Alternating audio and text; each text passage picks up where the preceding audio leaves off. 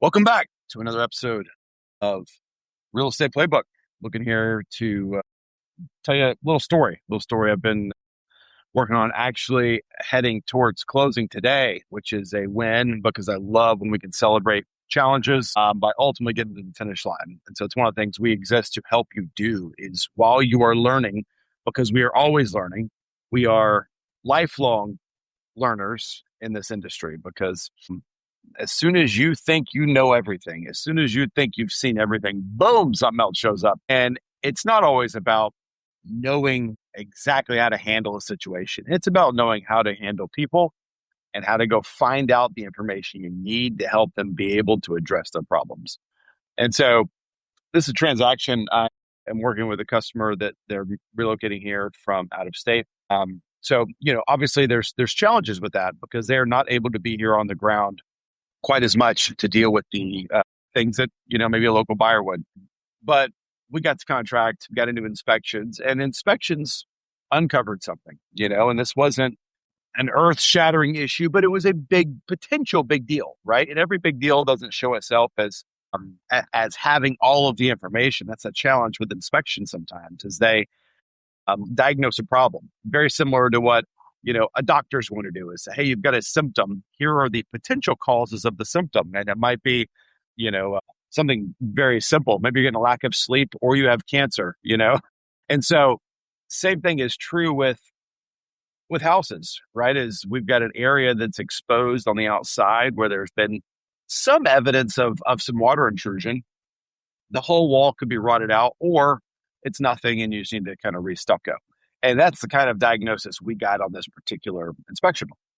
Funny enough, my buyers are physicians. So we got to have that conversation and say, like anything else, like until you can get behind the wall and really see exactly what you're working with, it's really hard to know the size and scope and scale of how we do this. And so this brings back the age-old question.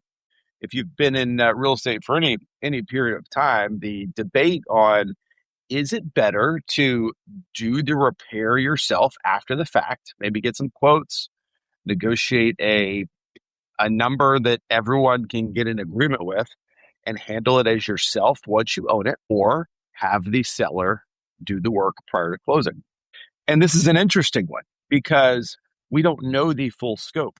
So if we were to have a contractor come out and assess it, he can't give us a full cost estimate without actually cutting away the exterior of the wall in this case, right? You need to cut away some of the stucco and keep cutting until you find no more, evidence of water intrusion or impacts on that particular wall, replace anything that's been impacted, and then restucco. And so anybody looking at it understands that and can only say, I don't know, it could be a lot of nothing, or it could be a much bigger scenario. So we decided that the sellers, they're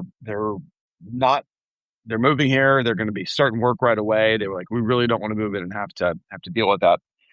And you kind of assess the situation, right? In this scenario, we're looking at the sellers. We're looking at how well they've taken care of the house to this point, which they really seem to have done a good job. And so we started working towards an agreement for the sellers to make the repair with some stipulations, of course, because every repair, we want to know that you're not just patching it. You're not just taking the cheapest shortcut possible.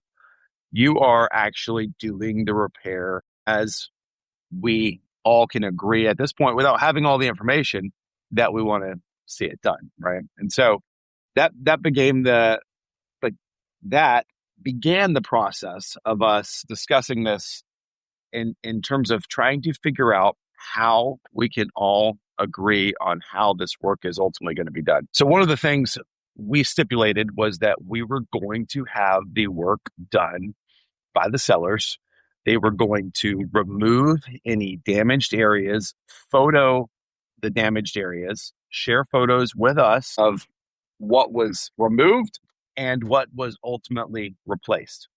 And so we wanted the work order, the invoice, and photos the whole way through. So it's a hard thing to begin to determine how to best write that without the seller thinking you're being overbearing and with the buyer being satisfied, right? Those are the two things we're looking to do. How the work's done, how we get there, to me is never the question. It really comes down to, can I help navigate this in a way that the sellers can be in agreement with it and the buyers will be happy with the outcome? And so ultimately, the challenges in Florida during summer doing this work pose themselves because every day there's rain.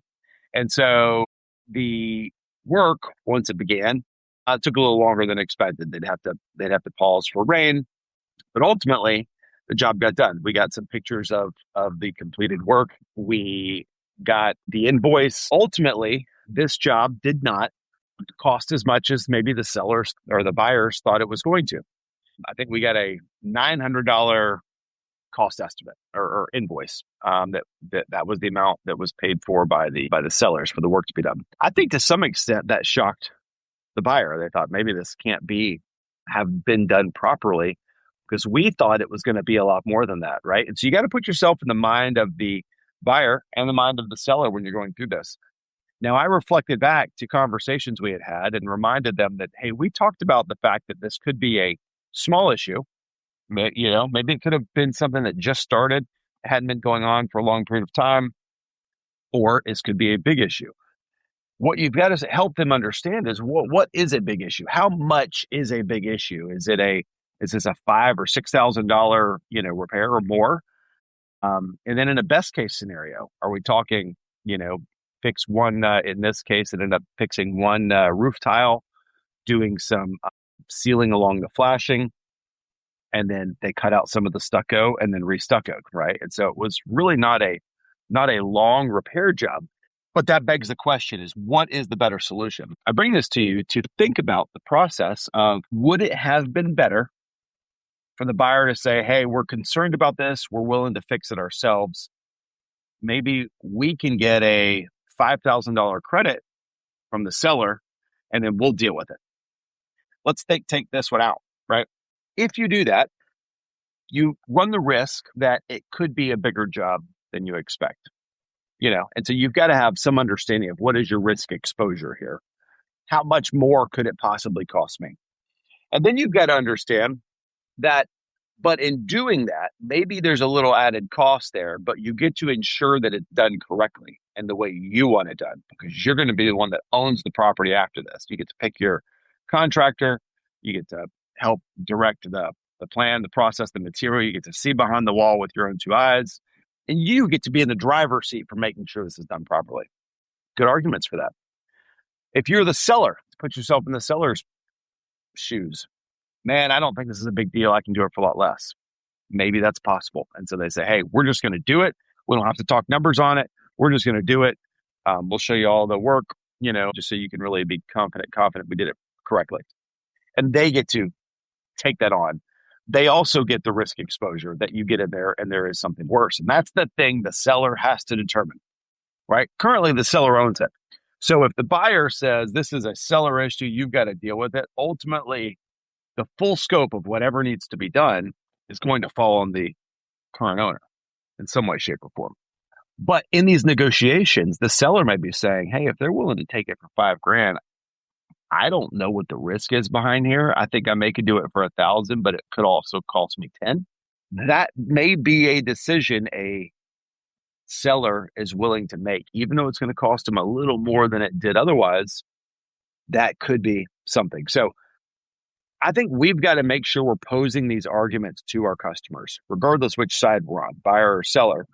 We've got to help them understand the pro and con of doing the work yourself. Maybe you're someone who just loves knowing that it's done right, and that's good. We all like to know that it's done right. Some people more than others, Some people have more opinions than others.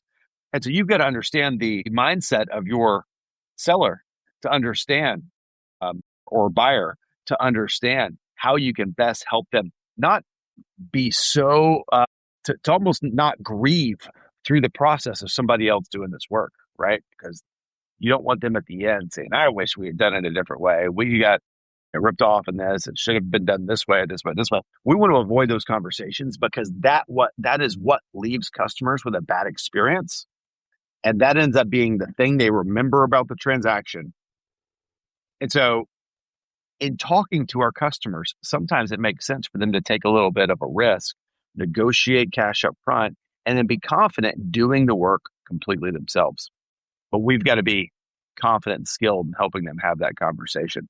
So I hope it's been a helpful kind of exploration of what options are in these scenarios, because it's important that we are the calm in the storm.